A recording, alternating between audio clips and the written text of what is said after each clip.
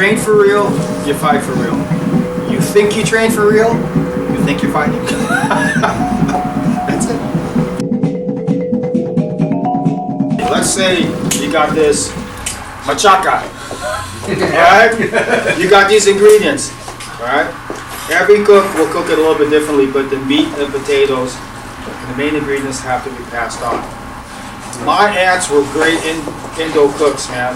My mom was a good Indo cook too, but they all had a different flavor.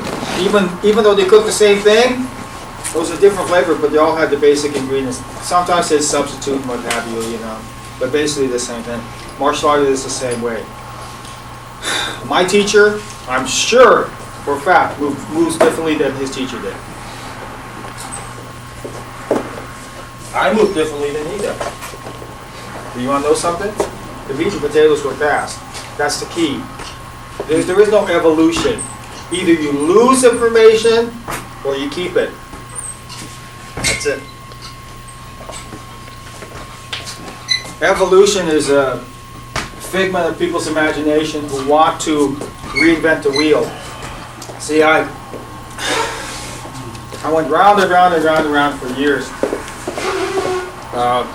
In 1983, when my teacher Paul wanted to create Bukti Nagar, he told me, Steven, I want to create something for the outside world, you know, because I counted with him at the dinner table, because he would always cook for me when I'd come. It was very informal. By the way, he never wore a sarong.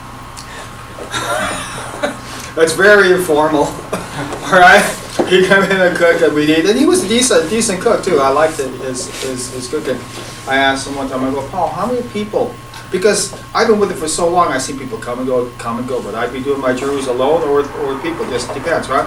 I asked him, how many people did he try to teach, but didn't get it?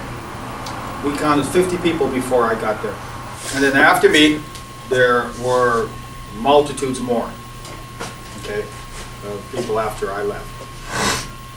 And the point I'm trying to make is this. So Paul goes, well, I want to create something which is short, direct, to the point, which doesn't get involved in all that stuff. The problem with that is that the only person that can make it work is Paul, because he has the undergrounding of what he learned. You know, in order to get your teacher's expectations and expertise, you have to walk his footsteps. That's what I'm talking about. The information can't be lost, or else you won't be able to get to where he's at. So if you learn a derivative of what he's trying to show you, it's like Yoshiba. You see his beginning students look different from his middle students, look different from his end students, and they're all going, we got it! Usually toward the end time, they're more esoteric in their teaching and training because their skill is so high. They forget how they got there, you know what I'm saying? But you gotta walk their footsteps, so the Bukti Nagara thing is part of that. But the meat and potatoes aren't there. They compensate with attitude, speed, and strength. So the meat and potatoes is not there. It's a totally different recipe, man. Evolution is one of those terms that is mislabeled. Martial arts don't evolve. They're relearning. They're reinventing the wheel. You want to pick something that's old, that's been proven through thousands and thousands of years, so you don't have to go through that stuff. All you have to do is listen. They've told you the easy way to get there. But most people have ego. That's what it is. Ego will stop you from learning because you think you'll know better. You have many people with a bias that even in my seminars they have this bias. And they think, well, I have to teach you this. This ain't gonna work because, yeah, see, I gotta count it for this, I gotta count for that. Dude, you don't get it, man. You don't get it. There's a counter for everything, so what's the point? You know, and then you get the what if people. Well, what if a jolly green giant steps through this place right now? Where do I go? You know, it's just like, it shows a lack of understanding, very much a lack of understanding.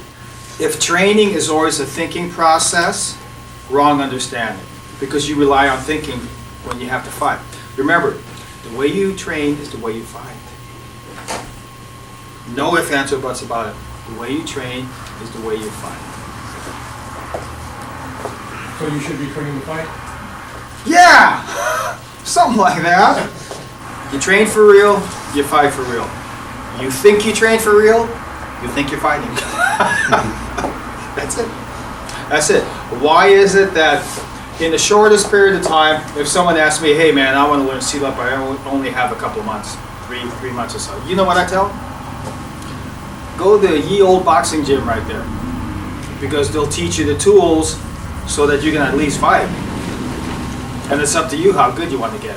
Because it's not that many tools, you know what I'm saying? You just have to train it more. The same thing. The Silat's a different story. Any old martial arts is the same thing. This is my own spin on it, right? What I mean by spin, I say that very loose because everybody's got a spin. Mine's honest. This is how I really feel. I think that Silat is as old as Shaolin is. In fact, I think it's very close to that. Because the roots are all Indian anyway. The reason why I believe that is I have an old book, 1910, 1930s, about Shaolin martial art. I have it up in my attic somewhere. I got to dig it out, you know, because I move and stuff. You know, you got things in boxes for 10 years, man. Yeah. So I'm looking through the pages and I see this old guy doing Juru 1. So you wonder, you go, what the heck? What's up with that? Oh, this is Indonesian, so we have to wear sarongs because it's an Indonesian culture. Or, no, this is Chinese, so we have to wear these funky white collar things. Yeah. You know what I'm saying? With these strange buttons or what have you. Or this is a different culture, so you have to wear this. Or this, that. Come on, man. Martial arts is as old as the hills and twice as dusty. Go to the oldest civilization, tell you what, they had a warrior class. What's the oldest civilization we know of? Mesopotamia. Right? Guess what? They had guards. They had a warrior class. And guess what? They did martial art. They did. So, you want a martial art that has a lineage that the meat and potatoes haven't been lost. Or else you have to reinvent them, you know? Well, I have to go here because he does trapping. And now I have to go here because he does grappling. And now I have to go here because he does locks. And now I have to go here because he does weapons. Now I have to go here because he runs. No, no, you know what I'm saying? Yeah. An old art will be comprehensive, not complete. There's no such thing as complete. But it will be comprehensive. It'll cover all those angles. All those angles. Because guess what? The guys back way when, 8,000 years ago, what have you, had the same things they had to deal with. The same things. And if I was a betting man, and I'm not, if I was a betting man, I'd place a warrior back then against a Randy Couture now. Randy would be outclassed and locked and loose like that. It was a lifestyle. It was a lifestyle of training. It wasn't a, I think I can do it, so I'll train hard. No, it was different. Do it or die. Yeah. Do it or die. Not only that, it was a matter of elimination, right? Also, it wasn't real. Also, their central nervous system, I think, was a lot purer and clear. They didn't have the pollution. They didn't have the videos, the games, all the stimulus coming in, and all that stuff. All they had to do was train. That's why I firmly believe it's not that I'm that good, it's that most people are that bad. Because I believe that I might not even be worthy to be an assistant instructor a couple hundred years ago. Because things changed just in the last 100 years or so. You know what I'm saying? So, my goal is just to pass it on. That's just my goal. Any questions before we start? We are starting. Yeah, questions? I hope I answered your questions. Yes. I just go off on tangents, man. You need to stop me. I guess sort of related to what you were just talking about, in terms of this academy having the interaction we do with you, which is, let's say, twice a year, 2 days, what would be your goals for us in this learning environment? So listen to what I say. If I repeat myself, listen very carefully to what I repeat. It's kind of important. You know, when I was in the Army, you get all sorts of caliber in there. I mean, you get people with 1 degree above a hot rock, you get people who are intelligent. No, it's true, you know, they just grab one, and the instructor would do this. Okay, we're having a test. So when I'm writing down something and I do this, better pay attention to it, because it might be on the test. All right? So if I repeat myself, it's because it might be important. Don't get lost in the flash. You know, you see me do it, oh, it looks so efficient and everything, so I have to copy that right away, right? No. Listen to what I say, and then that will come naturally. Does that make sense? Really, you need to listen. Listen is the most important thing. Listen very carefully. You can have people that have been in this thing for 10 years and not know anything. Why? Because they aren't listening. Their mind thinks, oh yeah, I know that. Let's do something. The 50 people before me, before Paul finished me in Silat, that's where I got this. Where is it? Paul gave me this when he said I was an instructor. All right. Those 50 people think they had it, but they were only there for a couple of years. So I always say this: Silat's like learning Silat's like holding a feather in a windstorm. Hold it tight, because if you let it go, there it goes, gone. You think you have it because it's all this intellectual knowledge. The sat, sup, lure, this, that, right? But if you can't use it, what's the use? Paul always said, if you can't use it, might as well throw it in the trash can. It's worth nothing. Nothing at all. Questions? Yeah, Steve. I'd like a personal question. I just want to know the age. In front of all these people, you want the personal question? Okay, I'm gonna listen.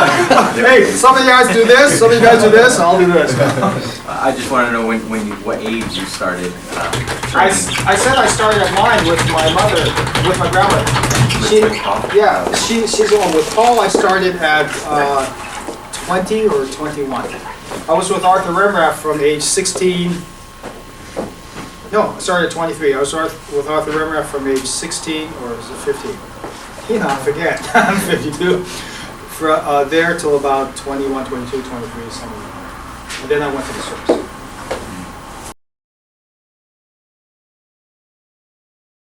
So I was fortunate.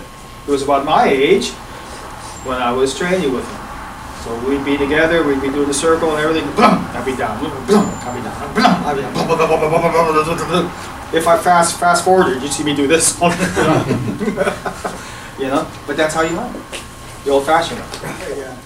Yeah, but that's really what it is. See, the meat and potatoes have to be transferred like that, or else you don't get it.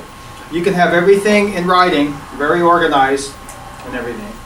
Okay, but doesn't just because you think you know it here doesn't mean you understand it here. Because martial art is not about thinking. Martial art is about training it into the central nervous system. If you have to think about breathing, something's wrong. The same thing with martial art. If you have to think about it, something's wrong. You have to transfer from here to here. And the only way you can do that is with real exercises that let your body ingrain the movement without you having to think, this technique, that technique, this technique. That's the long way around. That takes you years and years and years and years and years and years, and then all you do is flow in that sort of technique. You can't flow in something out of that. See? Because you won't have a square peg for every square hole. Sometimes you have to fit a round one in there, because that's all you got. You have to be fluid. How do you feel about practitioners that cross-train? In other words, they're looking for a specific art that will give them just about everything. If that's all you see, if that's all you got, that's all you got. If you have a foundation that's comprehensive, you don't need that. If you don't have a foundation that's comprehensive, that's lacking, then guess what? You have to go find it. So I don't put that type of idea down. That's not what I'm saying. What I'm saying is, if you have a comprehensive system, it'll have all all that. And the key is to understand yourself before you start training with other people. You'll get more out of other people training if you understand yourself. But like I said yesterday, most people don't give themselves a chance because they think they know it here. They don't give themselves a chance, and then they start training with other people, and they try to know themselves by training with other people. You learn that once you become an instructor, and you teach more and more. You see that more and more. So I really have nothing against that. Shoot, you guys are doing that with me, right? I mean, come on. You know. So, nothing wrong with that. Yeah, just, are there any key points you should think about during a multiple, or you just go free flow? If you have your, excuse the expression, if you've got your shit down, you have to think about nothing. Because every time you place your foot, you're ready. Every time you're in the position, you're ready. Proper training, you don't have to think, right? Right. It's there. I mean, what is it about multiple opponents that's going to be different from a single opponent? Yes, you have to learn how to deal with a single opponent first before multiple opponents. But what's so different? Do you have to stand differently? Think about it. Do you have to stand differently? Well, so, if I'm up against a guy here, so I get in the stance, right? What do you do? I don't know. Right? So now, this guy's here. Do I have to go like this? Guy's behind me. Do I have to go like that? What is that? That's not flowing. Right? So, Paul always told me, he goes, the best position to fight from is the position you are in. So you have to train to deal from a person like this. Like this. Like this.